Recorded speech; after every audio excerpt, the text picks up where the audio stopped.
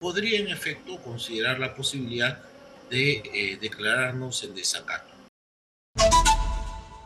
Porque estamos en la comunicación con Gustavo Adriancén. Él es el representante de nuestro país ante la Organización de Estados Americanos, y es que se está esperando, se exige pronunciamiento, entiendo que hay una fecha límite hasta el 4 de marzo, para que el Estado peruano responda ante organismos internacionales sobre la motivación de la decisión de indultar o restituir este indulto humanitario a favor de Alberto Fujimori, que finalmente ratificó el Tribunal Constitucional de nuestro país. Señora Adriancén, buenas noches, bienvenido a Exitosa. Muchas gracias por su tiempo.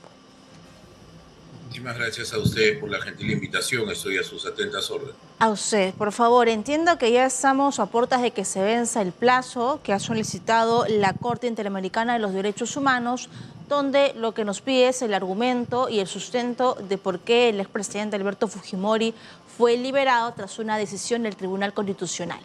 ¿Cómo vienen trabajando con esa exposición y con esa respuesta a la CIDH? En efecto, el día 4 de marzo se vence el plazo concedido por la Corte Interamericana de Derechos Humanos, con sede en San José de Costa Rica, con relación a las razones que el Estado peruano ha tenido para que se tome la decisión que el Tribunal Constitucional ha adoptado respecto de la libertad del ciudadano Fujimori. Esta es una respuesta que se viene elaborando a varias manos. El Ministerio de Justicia y Derechos Humanos es el ente rector. El Ministerio de Relaciones Exteriores actúa naturalmente como facilitador y brinda su experiencia en esto. Y dentro del Ministerio de Relaciones Exteriores, la delegación de la representación del Perú ante la Organización de Estados Americanos que yo dirijo, en estrecha coordinación con nuestra embajada en San José de Costa Rica, estamos brindando también el soporte técnico y las demás asistencias que pueda ser requerida para tener un informe sólido, un informe contundente, un informe que además recoge las opiniones de los sectores e instituciones concernidas. Yo confío en que la contundencia de este informe y su solvencia sean suficientes para que la Corte Interamericana de Derechos Humanos dé por absuelto este pedido de información y naturalmente en su momento lo admita, ¿no? Señora Adriancén, sin embargo, entiendo que la posición del Estado peruano en este informe que tiene que alcanzar hasta el 4 de marzo será en el sentido de defender su decisión, de básicamente, corríjame el término si lo utilizo correcta o incorrectamente, por favor, de avalar o de respetar esa decisión del Tribunal Constitucional de restituir el indulto humanitario otorgado a Alberto Fujimori. El informe del Estado va a ser respaldando esa decisión. Lo que el Estado peruano respalda es la institucionalidad. No olvidemos que la señora Presidenta de la República no solamente personifica a la nación, no solamente dirige y conduce las relaciones exteriores, sino que además tiene la obligación de cumplir y hacer cumplir las resoluciones y sentencias emitidas en nuestro país. Y efectivamente, esto no es un caso ajeno a él, tiene que preocuparse por asegurar el cumplimiento de las sentencias emitidas por el Tribunal Constitucional. El raciocinio jurídico que se ha utilizado es bastante complejo, como ustedes podrán imaginar, en un proceso de esta naturaleza, pero está directamente vinculado con la libertad del ciudadano Fujimori, un proceso constitucional de habeas corpus que finalmente fue a su favor, y por eso, por su naturaleza, no tiene sino que darse por sentado en última instancia lo decidido en sede interna por el Tribunal Constitucional. La argumentación, por supuesto, es bastante más abundante, ¿no? Explíquenos, por favor, qué es lo que va a pasar el 4 de marzo, porque entiendo yo que la defensa legal de las víctimas de la Cantuta y de Barrios Altos también han presentado documentación y, por supuesto, la queja correspondiente de la salida del expresidente Fujimori del penal de Barbadillo. ¿Ellos también van a tener un tiempo para exponer su reclamo o solamente se presenta el Estado peruano ante la Corte Interamericana de los Derechos Humanos? Gracias por su pregunta. Me permiten indicar en primer término que el día 4 de marzo no va a haber una audiencia. El día 4 de marzo el Estado peruano va a presentar el informe solicitado por la Corte. La Corte hará un estudio minucioso del contenido de dicho informe y eventualmente podrían ocurrir varias cosas. podría ocurrir que como consecuencia de la solidez, la solvencia del informe que presentaremos, dé por satisfecha la explicación del Estado peruano y las cosas se mantengan en el estado en el que están. Podría ocurrir que la Corte considere que es necesario algún tipo de explicaciones y que nos llame a audiencia.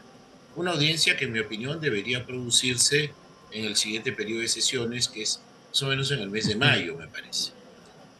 Y como consecuencia de esa audiencia, eventualmente la Corte Interamericana podría tomar alguna decisión o emitir alguna resolución. Esto lo pongo en condicional porque no podemos adelantarnos al futuro y tampoco podemos dejar de considerar, como usted ha indicado, que los representantes de las víctimas Ujú. puedan también hacer llegar a la Corte sus consideraciones y esta tenerlas en cuenta, ¿no? Sin embargo, muchos han considerado que esa decisión del gobierno de respaldar o de acatar esa decisión del Tribunal Constitucional termina contraviniendo los acuerdos internacionales que suscribió nuestro país y que lo pone en una situación casi de rebeldía, de incumplimiento, que De nos podría desacato, ¿no? incluso, claro, de desacato, que nos pone en una situación de vulnerabilidad frente a inversiones, frente a otros tratados que suscribimos, porque nos muestra como un país incumplidor. ¿Cómo defender, cómo rebatir esa teoría? Eso tiene que ver con la complejidad que yo anuncié hace unos minutos.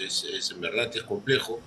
En el derecho no hay respuestas únicas. El derecho es un espacio donde se pueden generar opiniones diferentes. Y este es uno de esos casos donde, para ser sencillo en la explicación, algunos están de acuerdo que debería prevalecer la opinión de la Corte Interamericana y otros, en cambio, están de acuerdo que por la naturaleza del proceso debería prevalecer la decisión del Tribunal Constitucional. El Estado peruano, en lo que va de la cuestión, ha decidido acatar, cumplir y hacer cumplir la decisión del Tribunal Constitucional y esa es la tesis principal con la que va a llegar. Pero a partir de Ujú. allí desarrolla las razones por las que adopta esta decisión, que son las que se expresarán en el informe que se va a remitir a la Corte.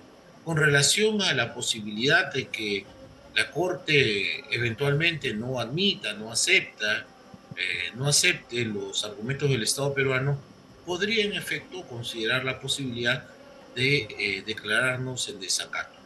Esto todavía va a tomar un tiempo muy significativo y la Corte tendrá en su momento, si así lo considera, eh, en Asamblea General, la próxima Asamblea General es en el mes de junio de este año, en los días 26 y 28 en Asunción, Paraguay. Me parecen plazos muy breves para que la Corte tome una decisión tan drástica vinculada a un Estado que tradicionalmente se ha caracterizado no solamente por el cumplimiento, sino por la ejecución plena de las sentencias. En consecuencia, solo en Asamblea General podría, en su informe anual ante la Asamblea General, poderse referir a este posible eventual desacato del Estado peruano. Pero frente a ello también, entre otros el que habla, estará presente en dicha audiencia, lo Ujú. hará nuestro canciller, explicaremos a las autoridades competentes que no estamos frente a un desacato y Ujú. también nos preocuparemos por sensibilizar a los países miembros de la organización de que el Perú no está en desacato y que el Perú cumple cabalmente con todas sus obligaciones y que este es un tema de una discusión que tiene décadas cuando se enfrenta la jurisdicción interna con la jurisdicción supranacional y allí entonces habría que construir la defensa del Estado, ¿no? Y dentro de esta posible audiencia, porque todavía no es seguro, lo primero es presentar el informe final de parte del Estado peruano. La defensa legal de las víctimas podría presentar esa última aparición del expresidente Alberto Fujimori en un centro comercial bastante concurrido, diciendo que Dina Boluarte se queda hasta el año 2026 y ellos podrían interpretarlo como que hubo una coordinación, un acuerdo entre el Partido Fuerza Popular y el gobierno de la presidenta Boluarte. ¿Podría ser tomado en cuenta esta última declaración del expresidente Fujimori? Yo creo que esa posibilidad va a depender de la estrategia de defensa que quieran plantear los representantes de las víctimas. Ahora, el valor que se le pueda dar jurídicamente Ujú. hablando a la declaración de un ciudadano al respecto, yo no sé qué tan tan sensible pueda ser el efecto a provocar sobre los magistrados de la Corte Interamericana, que son además profesionales sumamente solventes y experimentados. Pero bueno, dependerá de la defensa técnica de las víctimas, ver si lo toman en cuenta o no. En fin, yo no me puedo pronunciar sobre ello. Sin embargo, si usted me pregunta mi opinión por aquellas declaraciones, yo en lo personal no les doy mayor trascendencia ni relevancia jurídica dentro del proceso. Bien, muchísimas gracias, Muchas señor Gustavo gracias. Adriancén, por la comunicación alcanzada.